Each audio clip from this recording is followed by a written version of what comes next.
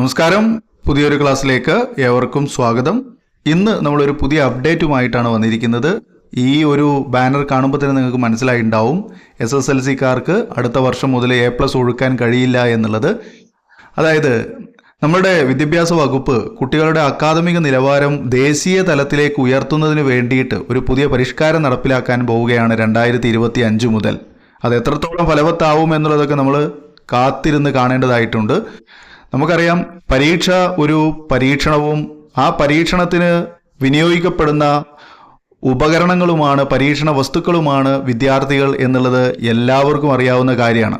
ഓരോ കാലഘട്ടത്തിലും വിദ്യാർത്ഥികൾ ഇത്തരത്തിലുള്ള പരീക്ഷണങ്ങൾക്ക് വിധേയരാവുകയും അതിൽ ചിലരൊക്കെ ആ പരീക്ഷണത്തിലൂടെ മുന്നോട്ട് തള്ളപ്പെടുകയും ചിലരൊക്കെ പിറകോട്ട് വലിയപ്പെടുകയും ചെയ്യപ്പെടാറുണ്ട്. അപ്പോൾ അത്തരം ഒരു പ്രശ്നത്തിലേക്ക് വരാതിരിക്കാൻ നമുക്കും പ്രാർത്ഥിക്കാം. പുതിയ പരിഷ്കാരം കുട്ടികൾക്ക് അനുകൂലമാവുന്നതാവട്ടെ.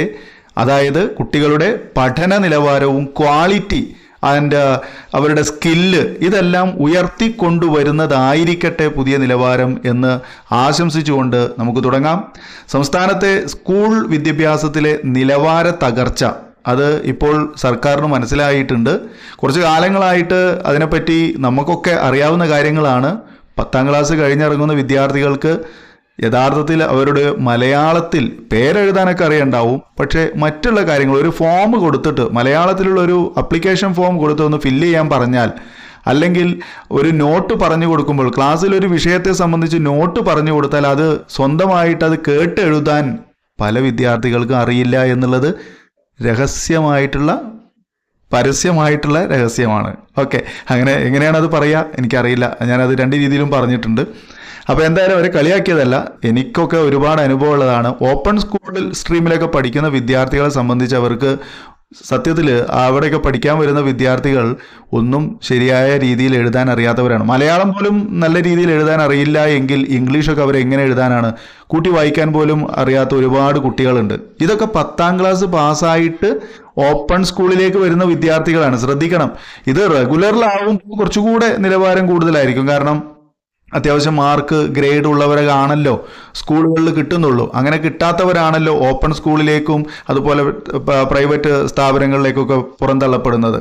അപ്പോൾ അത്തരത്തിലുള്ളൊരു ഒരു വേർതിരിവ് അവിടെ ഇല്ലാതിരിക്കാൻ, അത് നമ്മൾ യഥാർത്ഥത്തിൽ സ്കൂൾ പഠന നിലവാരത്തിൻ്റെ തകർച്ച തന്നെയാണ്. സ്കൂളിൽ എന്ത് കൊടുക്കുന്നു എന്ത് കൊടുക്കുന്നില്ല എന്നുള്ളതൊക്കെ നമ്മൾ അവിടെ പോയിട്ട് മനസ്സിലാക്കേണ്ട കാര്യമാണ്. ഓക്കെ, അപ്പോൾ വിദ്യാർത്ഥികൾ എത്രത്തോളം വിദ്യാർത്ഥികൾക്ക് അത് ഉപകാരപ്പെടുന്നു, കൊടുക്കുന്ന കാര്യങ്ങൾ ഗ്രഹിക്കാൻ സാധിക്കുന്നുണ്ടോ, അല്ലെങ്കിൽ ഗ്രഹിക്കുന്ന കാര്യങ്ങൾ വെച്ച് അവർക്കത് അവരുടെ നിലവാരം ഉയർത്താൻ കഴിയുന്നതാണോ, ഇതൊക്കെ നമ്മൾ വെറുതെ വാചാലരായിക്കൊണ്ടൊന്നും മനസ്സിലാക്കിയെടുക്കാൻ കഴിയുന്ന കാര്യങ്ങളല്ല. അതിനൊക്കെ കൃത്യമായിട്ടുള്ള മാനദണ്ഡങ്ങളുണ്ട്. മാനദണ്ഡത്തിൻ്റെ അടിസ്ഥാനത്തിൽ ചർച്ച ചെയ്ത് തീരുമാനിക്കേണ്ട കാര്യങ്ങളാണ്. എന്തായാലും ഇവിടെ സർക്കാരിൻ്റെ കണ്ണ് തുറന്നു എന്ന് പറയുന്നത് സംസ്ഥാനത്തിലെ സ്കൂളുകളുടെ വിദ്യാഭ്യാസത്തിലെ കുട്ടികളുടെ നിലവാര തകർച്ചയിൽ സർക്കാരിന് കണ്ണ് തുറന്നു എന്ന് പറയുന്നതിൽ വളരെയധികം സന്തോഷമുണ്ട്. എന്തായാലും കണ്ണ് തുറന്നല്ലോ.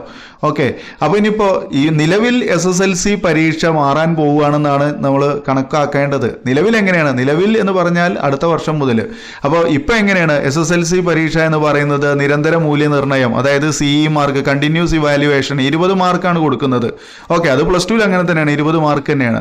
പിന്നെ എഴുത്തു പരീക്ഷ, ടെർമിനൽ ഇവാലുവേഷൻ 10 മാർക്ക് കിട്ടിയാൽ മതി. SSLC-കാർക്ക് 10 മാർക്ക് കിട്ടിയാൽ മതി ഒരു വിഷയത്തിൽ. ബാക്കി കണ്ടിന്യൂസ് ഇവാലുവേഷൻ സ്കൂളിൽ അതാത് സബ്ജക്റ്റ് ടീച്ചേഴ്സ് കൊടുക്കും.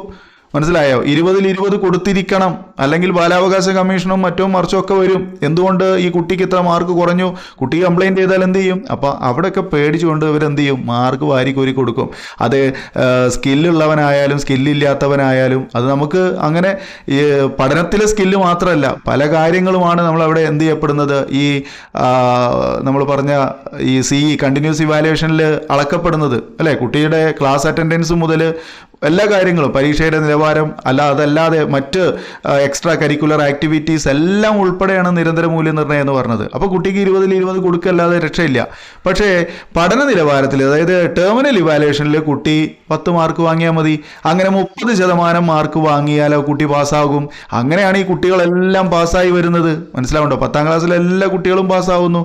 അത് ഉയർന്ന മാർക്കുള്ളവൻ, അതായത് ഫുൾ A+ വാങ്ങിയവൻ, അല്ലെങ്കിൽ A വാങ്ങിയവൻ, B വാങ്ങിയവൻ, ഇവനൊക്കെ ഇങ്ങനെയൊക്കെ ആഘോഷിക്കപ്പെടുമ്പോൾ അവിടെ D+ഓട് കൂടി വരമ്പ് ചാടിക്കടന്ന് വരുന്ന ആളുകളുണ്ട്. ആ വരമ്പ് ചാടിക്കടന്നവർ ഇങ്ങനെ വരുന്നവരാണ്, 10 മാർക്കും 20 മാർക്കും ഒപ്പിച്ച് വരുന്നവരാണ്. അവരെ പറ്റി ആഘോഷിക്കാനൊന്നും ആളുണ്ടാവില്ല. കാരണം അവരാഘോഷിക്കപ്പെടേണ്ടവരല്ല എന്നാണ് സമൂഹം വിലയിരുത്തപ്പെടുന്നത്. ഓക്കെ, അപ്പോൾ അത് തെറ്റായ ഒരു നയവുമാണ്. എന്തായാലും നമ്മളൊന്നും അതിനോട് യോജിക്കുന്നില്ല. അപ്പോൾ തീർച്ചയായിട്ടും ഇപ്പം എടുത്ത തീരുമാനം നല്ലത് തന്നെയാണ്. അതായത് പരീക്ഷയിൽ ഇനി മുതൽ അടുത്ത SSLC പരീക്ഷ മുതൽ എഴുത്തു പരീക്ഷയിൽ 30% മാർക്ക് വേണം എന്ന് ആലോചനയിലുണ്ട്. ആലോചിച്ച പോരാ എന്നാണ് എനിക്ക് പറയാനുള്ളത്. അത് നടപ്പിലാക്കുക തന്നെ വേണം. നിങ്ങളുടെ കമൻറ്റ് എന്താണെന്നുള്ളത് രേഖപ്പെടുത്തണം കേട്ടോ. നിങ്ങൾക്ക് എന്താ തോന്നുന്നത് എന്നുള്ളത് നിങ്ങൾ രേഖപ്പെടുത്തണം. ഓക്കെ, അതായത് എൻ്റെ വ്യൂവേഴ്സ്. ഓക്കെ, അപ്പോൾ 40 മാർക്കുള്ള ഒരു എഴുത്തു പരീക്ഷയാണെങ്കിൽ കുട്ടി എത്ര മാർക്ക് വാങ്ങേണ്ടി വരും? എഴുതുമ്പോൾ 12 മാർക്ക് വാങ്ങണം. 40 മാർക്കിനുള്ള പരീക്ഷയുടെ വിഷയമാണ് എഴുതുന്നതെങ്കിൽ അതിന് 12 മാർക്കും, അതുപോലെ 80 മാർക്കുള്ള പരീക്ഷയിൽ 24 മാർക്കും, അതായത് 30%, ടോട്ടൽ മാർക്കിൻ്റെ 30% എഴുത്തു പരീക്ഷയിലൂടെ വാങ്ങിയാൽ മാത്രമേ കുട്ടി പാസ്സാവുകയുള്ളൂ. നിരന്തര മൂല്യനിർണ്ണയം പരിഗണിക്കപ്പെടാതെ തന്നെ. അത് നല്ലൊരു തീരുമാനമാണ്. അപ്പോൾ കുട്ടിയുടെ ക്വാളിറ്റിയും അതുപോലെ തന്നെ കുട്ടിക്ക് കിട്ടുന്ന മാർക്കിൻ്റെ ക്വാണ്ടിറ്റി ഒക്കെ കൂടും എന്നുള്ളത് തന്നെയാണ് മനസ്സിലാക്കാനുള്ളത്. ഓക്കെ, അപ്പോൾ ചെറിയ ക്ലാസ് മുതലേ ഇപ്പോൾ നമുക്കറിയാം അക്ഷരാഭ്യാസം ഇല്ലാത്ത അല്ലെങ്കിൽ നമ്മുടെ എന്താ പറയുക, ഈ ഗുണനപ്പട്ടികയും പഴയ കാലത്തൊക്കെ നമ്മളൊക്കെ പഠിച്ചു വന്ന കാര്യങ്ങൾ, ഗുണനപ്പട്ടിക അതുപോലെ തന്നെ അക്ഷരമാല, ഇതൊന്നും പഠിപ്പിക്കുന്ന ഒരു രീതി ഇല്ലല്ലോ. ഇപ്പോൾ സമീപനങ്ങളൊക്കെ മാറിയിട്ടുണ്ട്. അപ്പോൾ അതൊക്കെ തിരിച്ചു വന്നാൽ മാത്രമാണ് കുട്ടികളിൽ കുറച്ചും കൂടെ എന്തുണ്ടാവുള്ളൂ, ക്വാളിറ്റി ഉണ്ടാവുള്ളൂ. അതായത് വിദ്യാഭ്യാസത്തിലൊരു ബേസ് ക്ലിയർ ആയാൽ മാത്രമല്ലേ മേലേക്ക് എത്രയും നമുക്ക് പടുത്തുയർത്താൻ സാധിക്കുകയുള്ളൂ. അപ്പോൾ എന്തായാലും ഇതിനോട് നമ്മൾ 100% യോജിക്കുന്നു. ഇത് നടപ്പിലാക്കുന്ന ആളുകൾ ഈ നടപ്പിലാക്കുന്ന കാര്യത്തോട് വെറുതെ ചായ കുടിച്ച് പിരിയുന്ന ഒരു ചർച്ച മാത്രമാക്കി കളയാതെ അതിനോട് കംപ്ലീറ്റ് 100% എന്ത് ചെയ്യണം, നീതി പുലർത്തുന്ന രീതിയിലായിരിക്കണം ഈ തീരുമാനങ്ങളൊക്കെ കൈക്കൊള്ളേണ്ടത്. എങ്കിൽ മാത്രമേ കുട്ടികളുടെ അക്കാദമിക നിലവാരം ദേശീയ തലത്തിലേക്ക് ഉയർത്താൻ കഴിഞ്ഞു എന്ന് മനസ്സിലാക്കാൻ കഴിയുകയുള്ളൂ. ഓക്കെ, അപ്പോൾ തീർച്ചയായിട്ടും ഇത് ഏത് രീതിയിലാണ് നമ്മുടെ സമൂഹം ഉൾക്കൊള്ളുന്നത് എന്ന് എനിക്കറിയാൻ കഴിയില്ല. എന്തായാലും നിങ്ങളുടെ കമൻറ്റുകളൊക്കെ നമ്മുടെ ചാനലിൽ ഈ വീഡിയോയ്ക്ക് താഴെ കമൻറ്റ് ചെയ്താൽ വളരെ ഉപകാരം. അതിനനുസരിച്ച് നമുക്ക് ഓരോരുത്തരുടെയും തീരുമാനങ്ങളൊക്കെ അറിയാൻ സാധിക്കും. ഇത് ഞാനിപ്പോൾ നമ്മൾക്ക് ഗൂഗിളിൽ വന്ന വാർത്തയുടെ അടിസ്ഥാനത്തിൽ വിദ്യാഭ്യാസ വകുപ്പ് മന്ത്രിയുടെ അറിയിപ്പ് പ്രകാരമാണ് ഞാൻ ഈ ഒരു വീഡിയോ തയ്യാറാക്കിയിട്ടുള്ളത്. ഓക്കെ, അപ്പോൾ എന്തായാലും നല്ല തീരുമാനം എന്നാണ് എനിക്കിതിനെപ്പറ്റി തോന്നിയിട്ടുള്ളത്. എന്ന് വെച്ചാൽ നിലവിലുള്ള ഗ്രേഡിംഗ് സിസ്റ്റം മോശമാണെന്ന് ഞാൻ പറഞ്ഞിട്ടില്ല. പക്ഷേ അതിലെന്തുണ്ട്, ചില പോരായ്മകളുണ്ട്. അതായത് ആ 10 മാർക്ക് എന്ന് പറയുന്ന എഴുത്തു പരീക്ഷയിൽ 10 മാർക്ക് എന്ന് പറയുന്ന മാനദണ്ഡം തീർച്ചയായിട്ടും അത് അപര്യാപ്തമായിട്ടുള്ളൊരു കാര്യമാണ്. അത് ഉയർത്തിക്കൊണ്ടുവരിക തന്നെ വേണം. അത് വന്നാൽ മാത്രമേ കുട്ടികൾക്ക് ഒരു ബോധം ഉണ്ടാവുള്ളൂ, കുട്ടികളും പഠിക്കുകയുള്ളൂ. മറ്റത് നമ്മൾ ജസ്റ്റ് എന്താണ്, നമ്മളെല്ലാവരും പറയുന്നുണ്ട്, 10ാം ക്ലാസ് പാസ്സാവാൻ എന്ത് ചെയ്താൽ മതി, C മാർക്ക് സ്കൂളുകാർ തരും. പിന്നെന്താ, പിന്നെ നമുക്ക് എഴുത്തു പരീക്ഷയിൽ ചോദ്യം നമ്പർ അല്ലെങ്കിൽ ചോദ്യം തല തിരിച്ചെഴുതിയാൽ തന്നെ നമുക്ക് 10 മാർക്ക് കിട്ടില്ലേ, അല്ലേ? ഒരു 10 ചോദ്യത്തിൻ്റെ ഉത്തരം ഏതെങ്കിലും 4-5 എഴുതിയിട്ട് ബാക്കിയുള്ളതൊക്കെ അറിയാത്തത് ചോദ്യം തല തിരിച്ചെഴുതിയാലും അവിടെ മാർക്ക്, കുട്ടി എന്താണോ എഴുതിയത് കുട്ടിക്ക് മാർക്ക് കൊടുക്കണം. കുട്ടി അവിടെ ആൻസർ ഉദ്ദേശിച്ചിട്ടുണ്ട്, എഴുതാൻ ആഗ്രഹിച്ചിട്ടുണ്ട്. അങ്ങനെയൊക്കെയാണ് മുൻകൂടെ പറഞ്ഞു കേട്ടിട്ടുള്ളത്. കുട്ടി എന്താണ് എഴുതാൻ ആഗ്രഹിക്കുന്നു എന്നുള്ളത്, അല്ലെങ്കിൽ കുട്ടി അവിടെ ആൻസർ എഴുതാൻ ആഗ്രഹിച്ചിട്ടുണ്ട്. ആ ആൻസർ കുട്ടിയുടെ കാഴ്ചപ്പാടിലുള്ള ആൻസറാണ്. അതായത് ചോദ്യത്തെ തലതിരിച്ചെഴുതിയാൽ അത് ഉത്തരമല്ല, മറിച്ച് കുട്ടിയുടെ കാഴ്ചപ്പാടിൽ ഉത്തരമാണെന്നാണ് നമ്മൾ കണക്കാക്കേണ്ടതെന്ന് വിലയിരുത്തപ്പെടുകയാണ്. മനസ്സിലാവുണ്ടോ? അപ്പോൾ അത്രയും മണ്ടത്തരമായിട്ടുള്ള ഒരു ഒപ്പീനിയനൊക്കെ വന്നു പോയ ഒരു കാലഘട്ടമാണ്. ഇതിനു മുമ്പൊക്കെ അങ്ങനെ വന്നിട്ടുണ്ടായിരുന്നു. അപ്പോൾ എന്തായാലും ഈ ഒരു തീരുമാനത്തെ ഞാൻ 100% അംഗീകരിക്കുകയാണ്. ഈ ഒരു പുതിയ മാറ്റം തീർച്ചയായിട്ടും ഉണ്ടാവണം. നമ്മുടെ കുട്ടികളൊക്കെ ദേശീയ നിലവാരത്തിൽ മാത്രമല്ല ലോക നിലവാരത്തിലേക്ക് ഉയർത്തപ്പെടേണ്ടവരാണ്.